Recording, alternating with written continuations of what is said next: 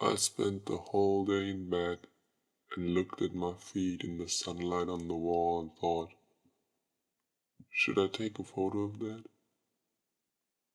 But I didn't do it. When the sun was down, I regretted that I didn't do it. I wanted to make an album, and I wanted it to be about spring. I wanted to leave the city for a week and go to the place where I grew up and where my mom still lives. I was certain about leaving the city because I very much disliked the attitude of the people there, especially the art crowd. All of these musician perfectionists becoming more skillful every day, but don't dare to put something out, and more forget why they even started acquiring all these skills. They all end up only talking about making stuff, but not making anything at all. I had the idea already when it was still winter, in the holidays. And I liked the idea of making something about spring, even though it was still winter, as if I was in some kind of hibernation, waiting for the waking call. And this idea of that album was like a seed containing my whole future life inside of it. And I liked the ideas of seasonal working,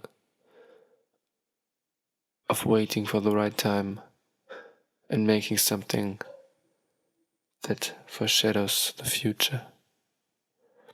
And spring was a season that I especially liked, maybe because I was born at the end of April, the last days of the last days of Aries. And I already knew the name of the album, and it should be something abstract, something nonsensical, childish, naive, Izimbra. And so the name should reflect upon the childish approach I had in mind for the whole process. I wanted to create palettes of sounds and treat them like colors. Maybe it is that I cannot read sheet music and dislike classical music theory, that I'm drawn to more synesthetic approaches. I wanted to have a certain sound palette for every song, and I wanted to doodle around with these colors to make the songs more like paintings in time. And that's why I like working at the computer and with the DAW, because it gives this visual metaphor to everything you do. It's kind of intriguing in the sense that it can lead you in a wrong way, maybe. The eyes and not the ears, but when you have get the right amount of reflection into that music, it can be very funny or interesting to think of it as painting sounds. And I wanted to start with a simple black sound on white paper, helplessly meandering ink drawings waiting to be colored, disconnected thoughts, collages of hopelessness. And over this sound, I don't know, sound installation, maybe. I wanted to have something spoken word like. Then the next track, it should be more brown, dots of green color, violet, and crocus leaves, the emerging pink of the cherry blossom. And all of this sparks of hope, maybe, covered under heavy grey clouds, and all seen through the eyes of a straight dog. The sound of rain hitting concrete, children in raincoats playing in the mud, and all of a sudden, the clouds are wiped away, like God waves his arm, and blue, yellow, and green colors break through. Everything opens up and life begins anew. And then yellow, red, orange come together.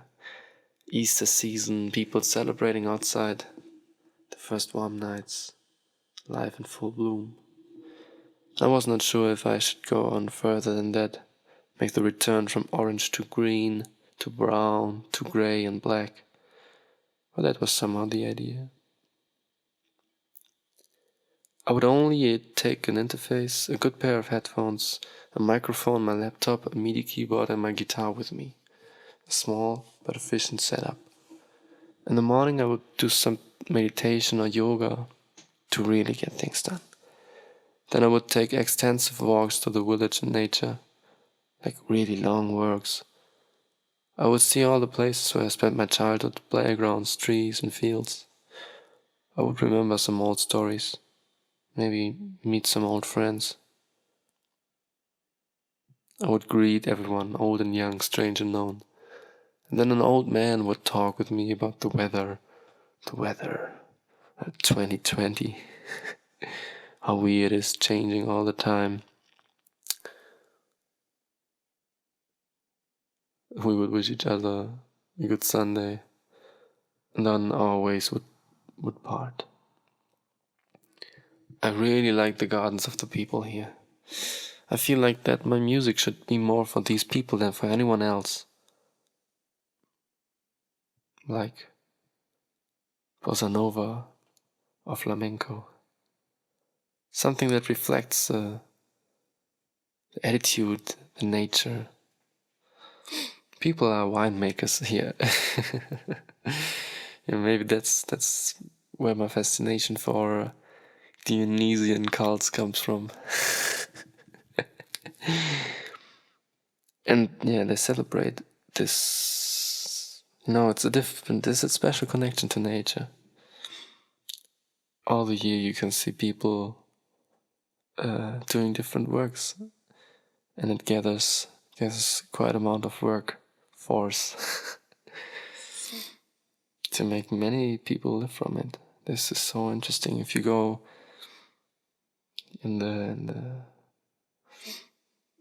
if you go in fall at harvest time, the whole place smells like wine, and they have really heavy machines to get all of this done, and it's an interesting time. Also, some kind of politics always happens. The people are alive because of that. Some kind of more alive than I guess at other places where there's nothing to be done. And it's a joyful work. In the end, it's about wine.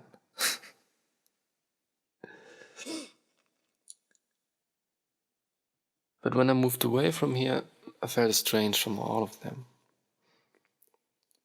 But coming back, I after some time realized how much I owe them and how colorful their life is, even in comparison to the city or other cities we have been to. They also have a 24-hour day, you know. They all do some stuff. They all have their ideas. And if this pressure of standing above them maybe is falling apart, I can more and more appreciate it and feel myself as one of them, you know, like I'm the artist for these people. It's a very easy thing to come to terms with. Nothing that is a philosophical idea, but more of an instinct. And I like this kind of instincts. But anyways, what fascinates me is the other gardens, you know, how they treat it, how they treat the houses, how they treat the gardens, make patches, trees, flowers. In one of these gardens, there's a group of marble dolphins jumping into a pond.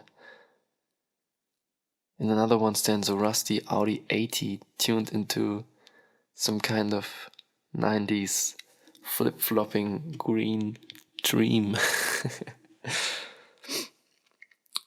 In another one, there's a barn with a motorboat, called Blue Dream. You don't believe it. You only believe it when you see it.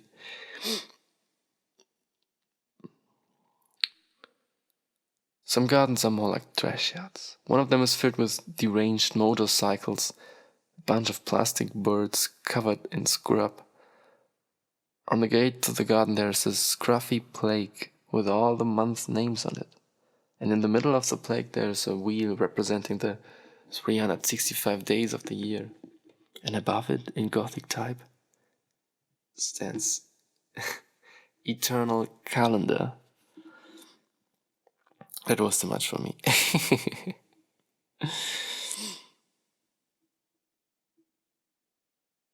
I would walk home, either on the main road or to the fields. On the main road, I would see an increasing number of cars trying to make their way through the village.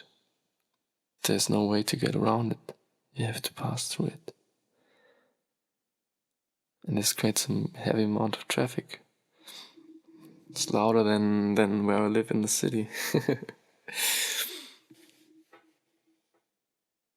And walking to the field, I would be accompanied by the noises of approaching planes in, I guess, right now 3 lines.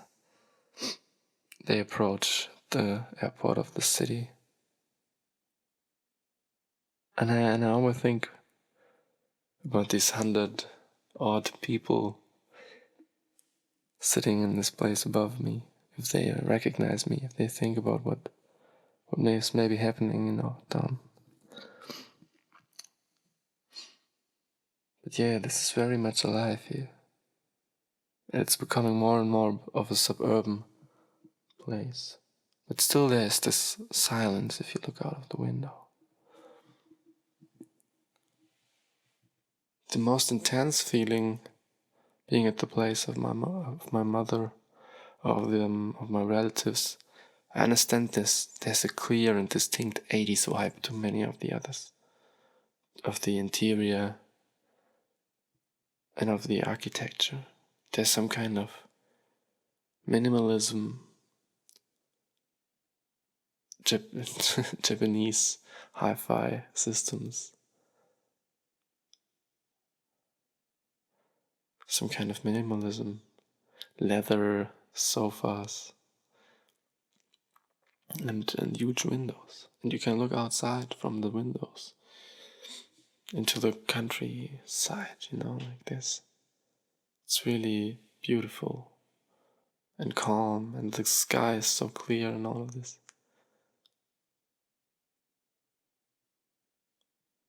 The 80s. And then the feeling hits, and then you realize, these people were young, they used to be young, and these houses are their dreams. And you, as a child of them, are also part of them dreaming alive,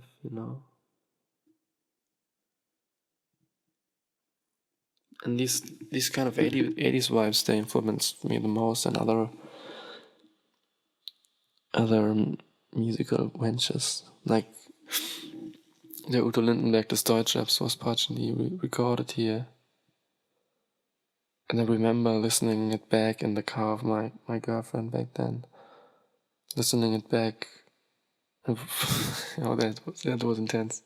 Listening it back and driving from her place to my place, I guess. And she drove. I didn't have a license. And it was during the time that the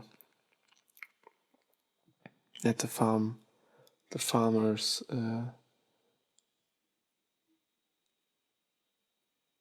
there was harvest of the I don't know what kind of, but of the fields, and they were bringing in the harvest. But every field only with one person in a big, harvesting machine. I don't know the word. And so the sun was going down and turning all the landscape into a deep, dark red. A serious red color that I only know from my hometown. Serious red. And the lines on the horizon would argue with the red in a certain kind of violet, lilac colors. And we would ride through a blue air there's much dust coming from the harvesting sites. And they have intense light on their machines, and this makes the whole place glow, and we drive to this. It's a very long drive, and I guess we could have listened to the whole album. And then I understood, and I had so many visions about making videos for that, and all of this stuff came at me. And at this time, I invited an old friend to record a trumpet solo. That guy introduced me to jazz back then. I remember him. Oh, it was a day when we were we lost some money because we had a bad person. Yeah, we gave it to someone that played us a trick. I don't know. We were not in the best kind of mood, but somehow we got high. I don't know on what. And then we watched The Big Lebowski together. And this was such a crazy, hilarious experience. It was incredibly funny. And I don't know why. But yeah. And with that guy, and he showed me on one of these evenings jazz. I asked him, because he played in the big band of his school, and I asked him to show me jazz. What's about that? And he really hooked me. It was really a good time. And I invited him to play a solo on track, and it was a week in the week where my parents weren't here in the house, and I've put all my stuff in the living room, and we worked on the television. And it was right after a concert I gave with Nelson. It was the first instance of Egal, Egal, Egal.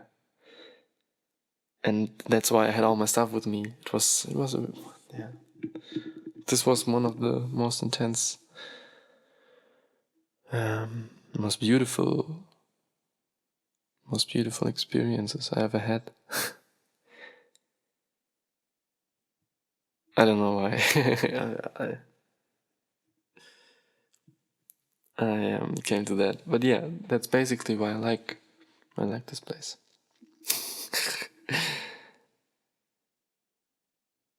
And yeah, okay. Maybe that's why I was talking about that. Some kind of Der Rudeln like the Story Traps is a very summer album, I guess, and I wanted to complete this with the spring record. And I wanted to have certain situations that are similar, because I found them. What I like about these situations is that the visions and the process and the making are very close together. But anyways, in the night I would smoke Camel cigarettes and go to the holy places in the fields and ask the stars and the ancestors for permission. And then I would go inside and start working on it, track by track, as planned, till I fall asleep.